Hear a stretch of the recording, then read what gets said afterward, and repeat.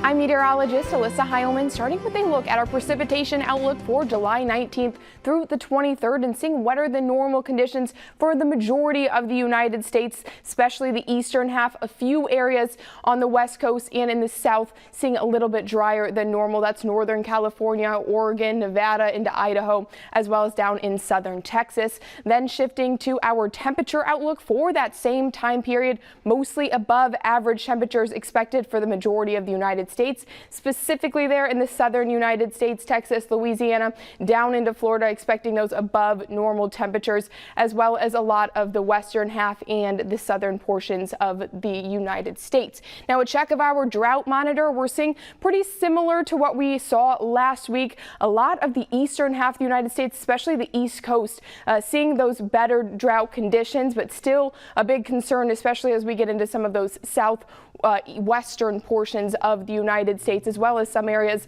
South Dakota, Nebraska has been struggling, as well as some areas into Illinois. But again, the main focus for the drought conditions are really in Texas, southwestern Texas, as well as into New Mexico, Arizona, a little bit into Nevada and southern portions of California.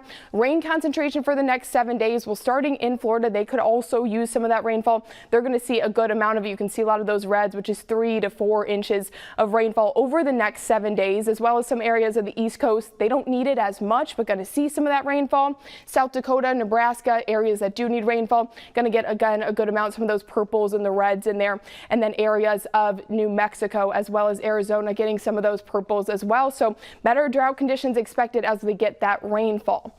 Bedford, Indiana, high of 86, low of 70. Winthrop, Washington, high of 88 with a low of 56. Finally, Germantown, Maryland, high of 88, low of 70 with evening thunderstorms.